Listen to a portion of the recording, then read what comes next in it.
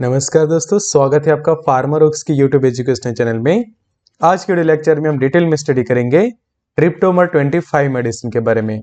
तो हम सीखेंगे ये मेडिसिन के बेसिक यूज के बारे में, कौन से अलग अलग बीमारियों को ठीक करने के लिए दवा को यूज किया जाता है, कैसे हम उसका सही उपयोग कर सकते हैं, उसके प्राइस वगैरह क्या है, उसके साइड इफेक्ट्स क्या हो सकते हैं, डोज वगैरह क्या है, ड्रग ड्रग इंटरेक्शन क्या हो सकते हैं। तो डिटेल में सीखते हैं डिटेल में ट्रिप्टोमर 25 मेडिसिन के बारे में। तो ऐसे ही समझो कि आपको डिटेल में सीखना है बहुत सारी दवाइयों के बारे में, बीमारियों के बारे में, तो आप मेडिसिन कोर्स को ज्वाइन कर सकते हैं फार्मारोक्स के ऐप ऊपर। तो ये कोर्स को ज्वाइन करने के लिए आप हमें व्हाट्सअप कर सकते हैं या फिर हमारी मोबाइल एप्लीकेशन को डाउनलोड कर सकते हैं। लिंक आपको डिस्क्रिप्शन बॉक्स में मिल जाएगी। तो आते हैं टॉपिक पे और समझते हैं ट्रिप्टोमर 25 मेडिसिन के बारे में। तो ये ऐसे क्लास का मेडिकेशन है कि जिसको हम एंटी डिप्रेशन कहते हैं, और उसके अंदर जो सॉल्ट कंटेंट है वो है एमिट्रिप्टिलाइन के जो 25 मिलीग्राम जितना ये टैबलेट के अंदर प्रेजेंट होता है। और इसके मैन्युफैक्चर की हम बात करें तो वॉकहार्ट लिमिटेड जो है उसके मैन्युफैक्चर के, जिसका हेड ऑफिस जो है वो मुंबई में है। तो वॉकहार्ट के बारे में मैं आपको यहाँ पे बता दूं तो ये ग्लोबल फार्मास्यूटिकल कंपनी है। साथ ही साथ ये बायोटेक्नोलॉजिकल जो प्रोडक्ट्स होते हैं उनको भी मैन्युफैक्चर करते हैं, और इंडिया में उसका हेड क्वार्टर्स मुंबई में है। और बहुत सारे bio pharmaceuticals as well as जो वैक्सीन्स होते हैं, active pharmaceutical ingredient, pharmaceuticals, nutritions, supplements, बहुत सारे ऐसे प्रोडक्ट्स को मैन्युफैक्चर करती है ये फार्मा कंपनी।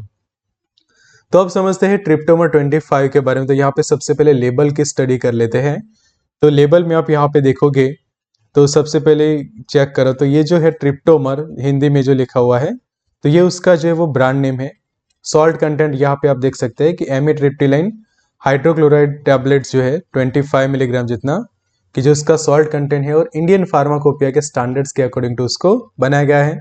यहाँ पे लोगो देख सकते हैं मैन्युफैक्चर का, वॉकहार्ट लिमिटेड जो उसके मैन्युफैक्चर है।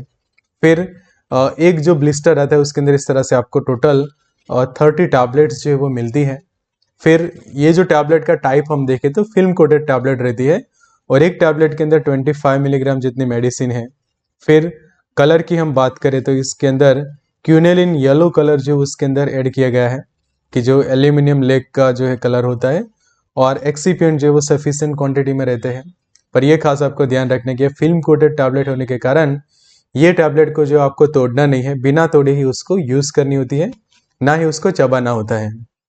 फिर स्टोरेज की बात करें तो 30 डिग्री या फिर कम टेम्परेचर पे यह मेडिकेशन को जो है वो स्टोर करनी होती है। तो यहाँ पे आप उसके शेड्यूल की वार्निंग पे देख सकते हैं कि प्रॉपर यहाँ पे वार्निंग लिखी हुई है शेड्यूल एच ड्रग होने के कारण। प्रॉपर इसके ब्लिस्टर के पीछे भी वार्निंग लिखी होती है कि जब भी उसको रिटेल में बेचा जाता है तो प्रॉपर प्रिस्क्रिप्शन के साथ ही उसको जो है वो बेची जाती है। तो ये प्रिस्क्रिप्शन बेस्ड मेडिकेशन के कैटेगरी में इंक्लूड होता है। एमिट्रिप्टिलाइन के बारे में मैं आपको बता दूं कि एक ट्राइसाइक्लिक एंटी डिप्रेशन ड्रग है, कि एंटी डिप्रेशन के अंदर बहुत सारे अलग अलग क्लास होते हैं। जैसे कि एक होगा ट्राइसाइक्लिक एंटी डिप्रेशन की जिसको हम टीसीए कहते हैं। एक और क्लास पढ़ता है आपको याद होगा तो selective serotonin reuptake inhibitor SSRI होता है। फिर एक क्लास बनता है एसएनआरआई। तो ऐसे अलग अलग क्लास के एंटी डिप्रेशन होते हैं। इसमें से ये जो मेडिकेशन है वो ट्राइसाइक्लिक एंटी डिप्रेशन क्लास की है। और ये क्लास के जो मेडिकेशन होते हैं उसके हम कैटेगरी समझे तो ये जो मेडिकेशन है वो खासकर जो मेजर जो डिप्रेसिव डिसऑर्डर्स होते हैं उनको ट्रीट करने के लिए खासकर जो है वो यूज की जाती है। और दूसरा हम देखें तो ये जो नर्व डैमेज के जो प्रॉब्लम होते हैं, न्यूरोपैथिक पेन वगैरह होते हैं, माइग्रेन वगैरह को भी ठीक करते हैं ये मेडिकेशन। तो इसके कारण उसके हम यूज देखें तो सबसे पहले जो मूड डिसऑर्डर्स होते हैं, मतलब कि आपके मूड स्विंग्स होते रहते हैं कि हर टाइम पे आपका मूड जो है वो इस तरह से आप देखो ये पिक के अनुसार कि अलग अलग मूड रहता है, तो इसको हम कहते हैं कि मूड डिसऑर्डर्स, मूड चेंज होते रहना। तो ये प्रॉब्लम को सॉल्व करने के लिए भी ये मेडिकेशन को जो है वो प्रिस्क्राइब की जाती है। इसी के साथ जो मूड के साथ ही रिलेटेड एक बीमारी है कि जिसको हम डिप्रेशन कहते हैं, तो डिप्रेशन को ठीक करने के लिए भी इसको प्रिस्क्राइब किया जाता है। उसी तरह से पेशेंट समझो कि सैडनेस फील करता है या फिर बहुत ज़्यादा गुस्सा है उसके अंदर, जो एंगर हम कहते हैं, तो उसको भी ठीक करने के लिए उसको प्रिस्क्राइब की जाती है। फिर जो न्यूरोपैथिक पेन होता है कि आपके नसों में दर्द होता है, न्यूरॉन्स में दर्द होता है, और उसके कारण काफ़ी कॉम्प्लिकेशंस आपको जो वो होते हैं, तो उसके इलाज में भी ये मेडिकेशन को प्रिस्क्राइब की जाती है। उसके अलावा जो टेंशन वाला जो हेडेक होता है, इसको हेडेक मेनली दो टाइप के होते हैं, टेंशन हेडेक और माइग्रेन हेडेक। दोनों टाइप के जो हेडेक्स है उसको ठीक करने के लिए भी ये मेडिकेशन को प्रिस्क्राइब की जाती है। फिर अब उसके डोज की हम बात करें तो उसका डोज क्या रहेगा, तो एक टैबलेट जो है वो दिन में 2 बार या फिर दिन में 3 बार जो है वो पेशेंट ले सकते हैं, बिकॉज उसका जो डोज होता है मेडिसिन का वो 50 से लेकर 200 मिलीग्राम जितना रहता है पर डे के हिसाब से। तो इस तरह से डोज रेंज आपको खास याद रखना कि मिनिमम 50 mg पर डे और मैक्सिमम 200 mg पर डे जितना डोज जो है वो पेशेंट को लेना चाहिए। उससे ज़्यादा डोज में यूज़ करने से कॉम्प्लिकेशन, साइड इफेक्ट्स वगैरह काफ़ी ज़्यादा बढ़ सकते हैं। अब उसकी प्राइस की हम बात करें तो ये मेडिकेशन भी काफ़ी अफोर्डेबल है कि अगर आप ये 30 टैबलेट का जो ब्लिस्टर परचेस करते हैं तो उसकी प्राइस रहती है अराउंड 84 रुपीज़ के आसपास रहती है, तो ये काफ़ी अफोर्डेबल प्राइस है। वर्किंग की हम बात करते हैं, ये मेडिकेशन काम कैसे करता है, तो ये क्या करता है, हमारे ब्रेन के अंदर जो कुछ केमिकल्स होते हैं जिसको हम न्यूरोट्रांसमीटर कहते हैं, तो उनके ऊपर ये मेडिकेशन की असर रहती है। और उसमें जो हम देखें स्पेशली तो ये मेडिकेशन क्या करती है, ब्लॉक करती है सेरोटोनिन और जो नॉरएपिनेफ्रिन करके जो न्यूरोट्रांसमीटर है उनके रीअपटेक को जो है वो ये मेडिकेशन ब्लॉक करती है, कि जिससे कारण क्या होता है कि इनके कॉन्सेंट्रेशन जो है वो प्री सिनेप्टिक जो टर्मिनल्स होते हैं वहाँ पे उनके कॉन्सेंट्रेशन के ऊपर जो है वो असर होता है। तो यहाँ पे डायग्रामेटिकली आप समझोगे तो काफ़ी इजीली समझ आएगा कि ये देखो हमारी मेडिकेशन है एमिट्रिप्टिलाइन। तो ये क्या करती है कि जो सेरोटोनिन होते हैं और न्यूर एड्रीनलिन की जिसको नॉर एपिनेफ्रिन हम कहते हैं, तो उसका रीअपटेक होता है यहाँ पे प्री सिनेप्टिक जो क्लैप्ट होती है वहाँ पे। तो उसका जो रीअपटेक जो होता है उसको ये मेडिकेशन इनहिबिट कर देते हैं, कि जिससे यहाँ पे जो उनकी कॉन्सेंट्रेशंस बढ़ती है वो नहीं बढ़ने देता है, और ये जो सेरोटोनिन या फिर नॉरएपिनेफ्रिन जो है वो ये एरिया के अंदर जो है वो जमा होने लगते हैं, बिकॉज उनका रीअपटेक जो होता है वो ये मेडिकेशन जो है वो इनहिबिट कर देती है, ब्लॉक कर देती है।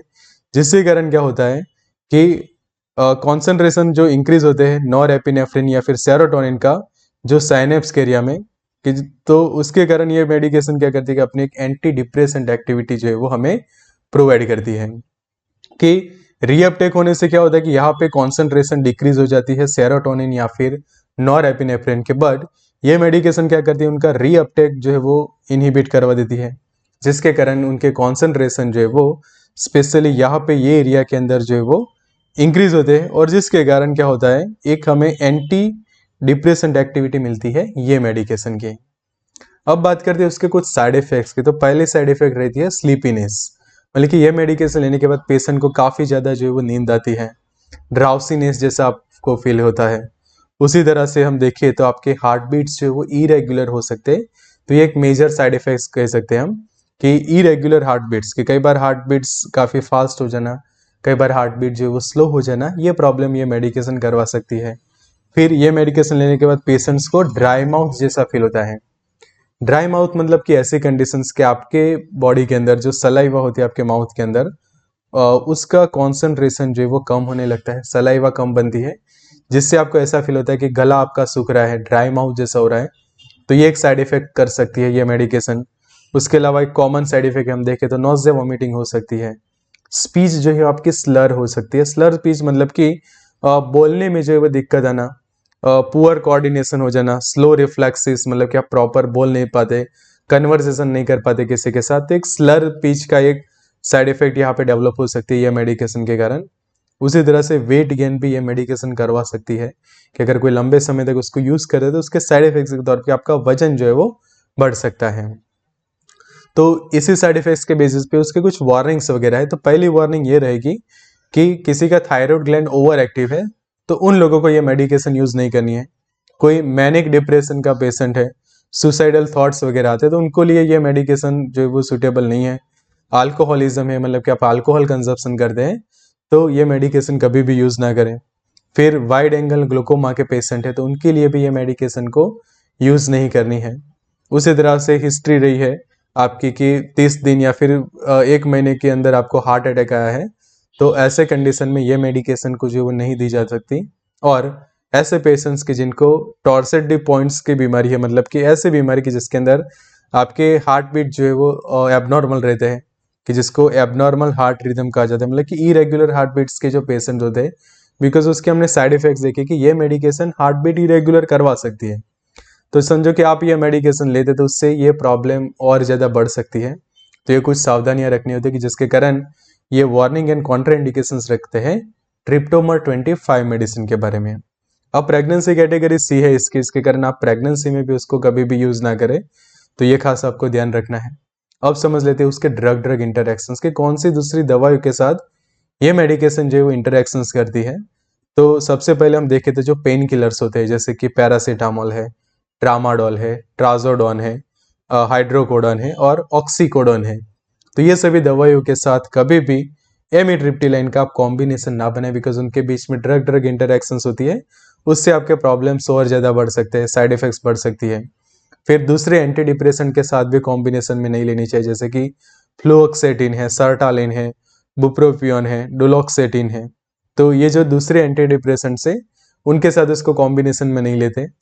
फिर लेवोथायरॉक्सिन जैसे मेडिकेशन है, अल्प्राजोलम है, एंटीहिस्टामाइन जैसे कि डाइफेनाइड्रामाइन है, सेट्रेजिन जैसे मेडिकेशन है, ज़ोलपीडेम है, उनके साथ कॉम्बिनेशन ना बनाएं।